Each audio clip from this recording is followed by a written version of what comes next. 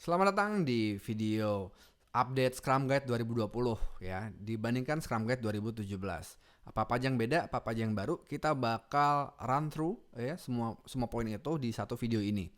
Nah, ini adalah masih rangkaian Scrum Guide Elaborated online course Agile Campus. Dan kenapa dipisah nih jadi satu video terpisah? Karena memang nggak banyak ya update-nya. Jadi lebih enak teman-teman mempelajari Scrum Guide 2017. Nah, habis itu baru dapat perbedaan-perbedaan Scrum Guide 2017 dan 2020. Ya, kita lihat satu persatu poinnya. Yuk. Pertama itu adalah pembukaannya. Pembukaannya aja udah beda gitu.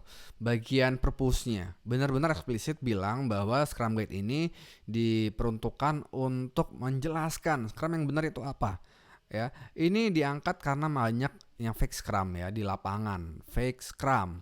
Jadi orang-orang yang make Scrum cuman sebenarnya salah banget gitu. Hingga akhirnya ada pihak-pihak yang di abuse ya, ada pihak-pihak yang tersakiti karenanya gitu. Beda sama tujuan awal Scrum. Nah, harapannya dengan si Scrum Guide ini dibuat lebih ringkas, lebih simple, orang lebih mudah memahaminya sehingga bisa lebih cepat mengidentifikasi mana Scrum yang benar, mana Scrum yang nggak benar gitu. Mudah-mudahan ya, jadi orang yang mau masuk ke sebuah organisasi yang dia itu ngaku Scrum, organisasinya bisa langsung identifikasi, wah ini nggak benar nih Scrumnya gitu di proses interview. Oke, kita masuk ke perbedaan berikutnya. Ya, satu perbedaan kecil yang tetap signifikan itu adalah perubahan panggilan ya. Dev team itu dijadikan panggilan developer stock gitu. Kenapa? Karena emang mau fokus ketika menyebut tim itu adalah si Scrum team.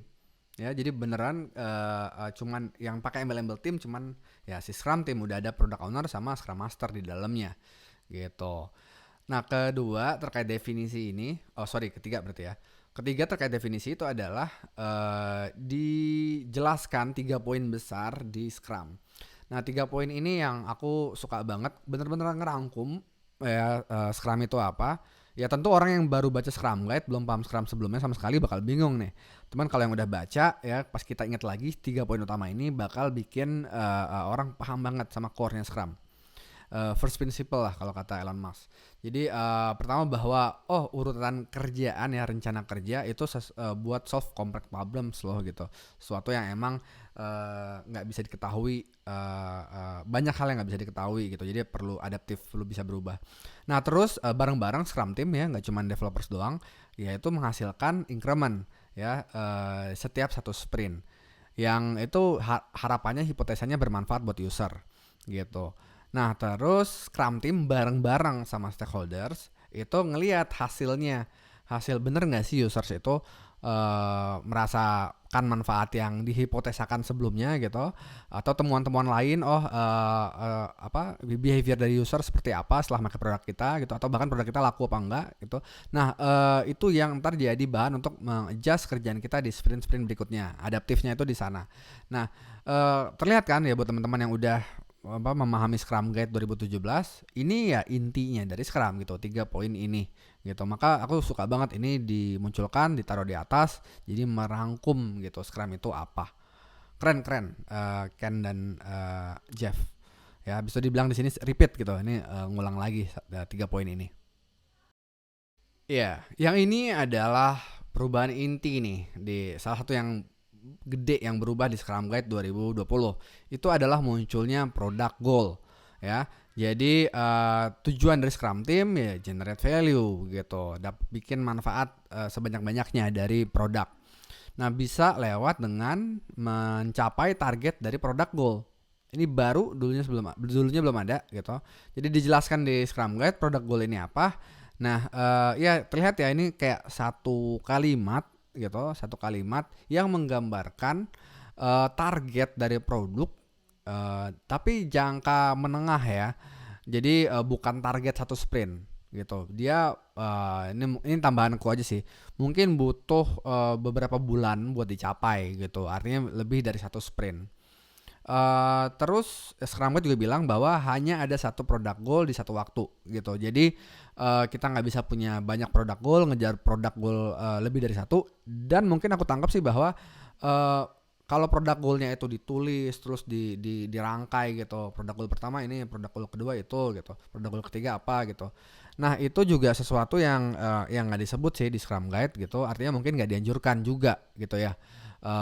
Bahwa ini bukan produk roadmap ya. Produk goal bisa berubah tentu. Ya spiritnya Scrum kan di situ. Gitu. Nah, teman-teman bisa tebak inilah yang nanti jadi jangkar untuk kita menentukan sprint goal gitu. Sprint goalnya harus terkait ke si product goal.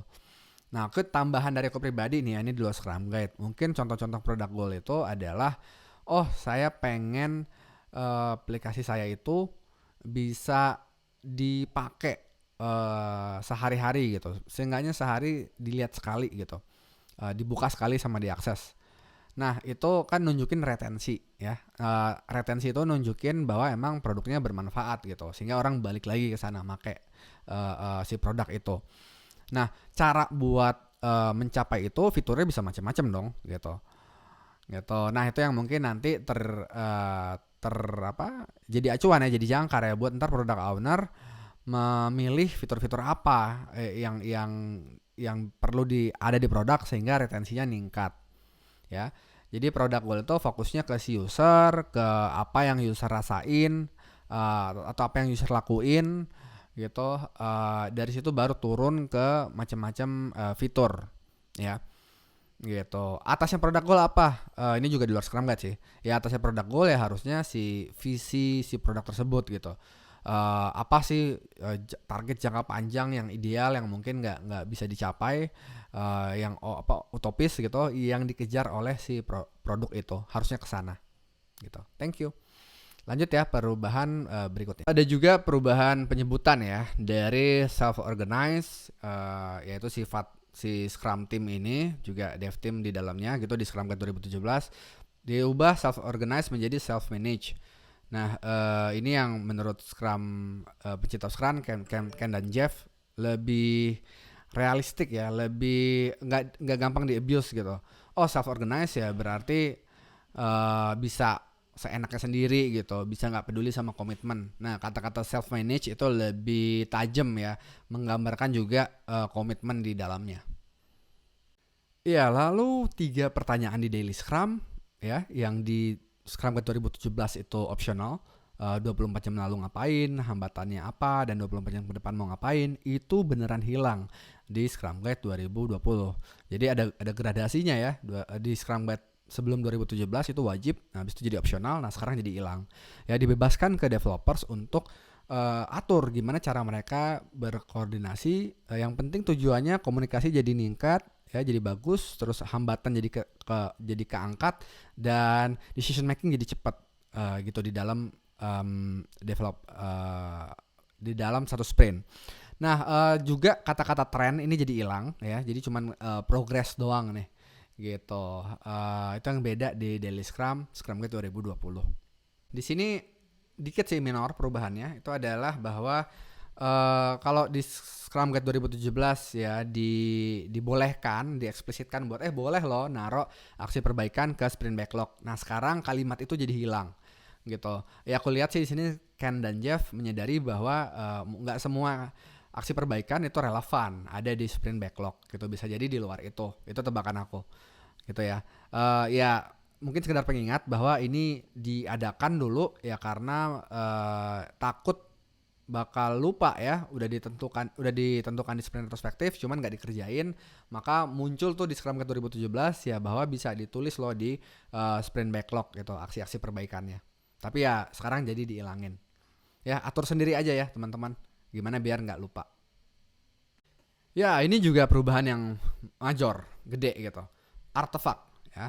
Pertama dari definisi dulu. Definisinya di sini dibilang supaya orang-orang punya basis yang sama untuk melakukan adaptasi. Ini aku suka sih. Di Scrum Guide 2017 belum eksplisit seperti ini. Ya. Nah terus kita lanjut ke yang major bangetnya itu apa?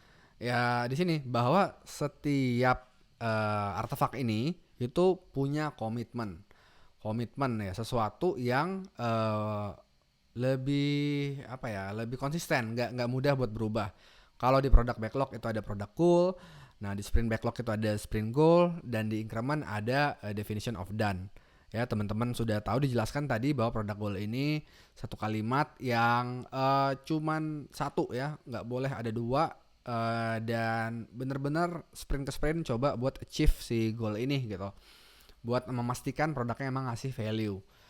Nah, habis itu sprint goal udah belajar. Kalau di sini cuma satu kan, sprint goal kita udah belajar juga sama, nggak ada berubah, bahwa nggak bisa berubah di tengah-tengah sprint. Dan di OD juga sama kok, nggak ada perubahan. Nah, kuncinya juga yang baru itu adalah contains, yang artinya menurut Scrum Guide si product goal ini di dalam product backlog gitu. Sprint goal itu di dalam sprint backlog. Terus si DOD itu ada di dalam increment ya. Ini yang kalau sebelumnya sprint goal, sprint backlog itu seolah-olah setara, cuman sekarang jadi ya diakuisisi oleh si sprint backlog gitu. Ya, ternyata itu aja ya yang beda di Scrum Guide 2020 dibanding 2017.